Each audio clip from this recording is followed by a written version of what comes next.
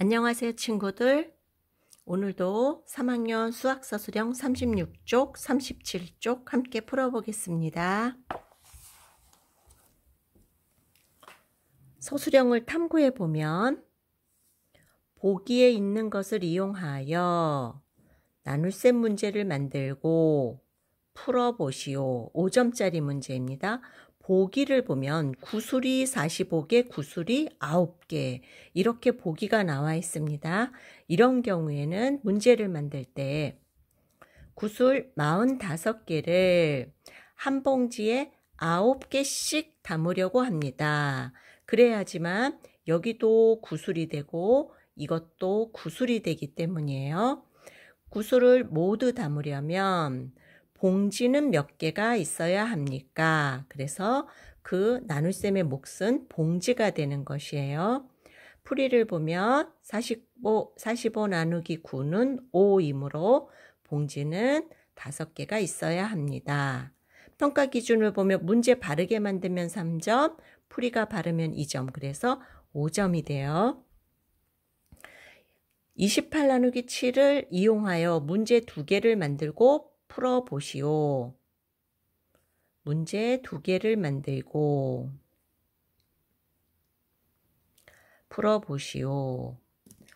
여기서 주어져 있는 조건은 28 나누기 7이고 2개를 만들려고 하네요. 근데 이런 경우는 위에 있는 것과는 약간 다르게 할 수도 있어요. 여기는 어떤 조건이 보기가 없기 때문에 이것을 28개로 귤로 하고 나누기 7을 바구니로 할 수도 있고 28을 귤로 하고 7개도 귤로 할 수도 있어요. 그래서 자기가 그것을 어떤 문제로 만들려고 하는가 생각해서 자기 나름대로 문제를 만들어 가는 거예요. 이 경우는 위에 것일까 아래 것일까 잘 한번 읽어보면서 생각해 봅시다. 귤 28개를 바구니 7개에 똑같이 나누어 담으려고 합니다. 한 바구니에 귤을 몇 개씩 담아야 합니까? 이런 경우는 위에 있는 것일까요? 아래에 있는 것일까요?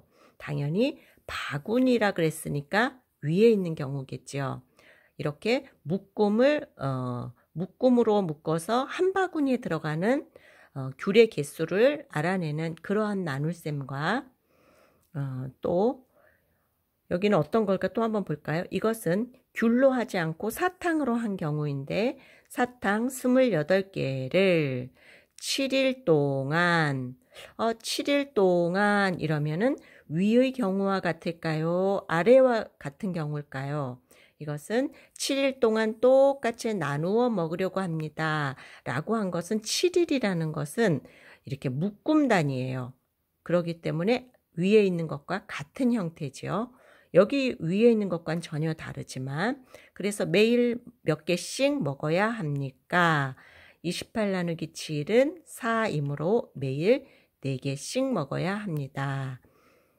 조금 차이를 느낄 수 있겠죠. 그리고 여기 중간에 네모가 있는 문제를 만들고 풀어 보십시오. 나눗셈식 36 나누기 네모는 4에서 네모를 구하는 문제를 만들고 풀어 보시오. 문제를 만들 때 이것을 테니스 공이라고 이제 자기가 문제를 만들 경우에 테니스 공 36개를 한 상자에 몇 개씩 똑같이 나누어 담으면 한 상자에 몇 개씩 담는 것도 공이겠죠.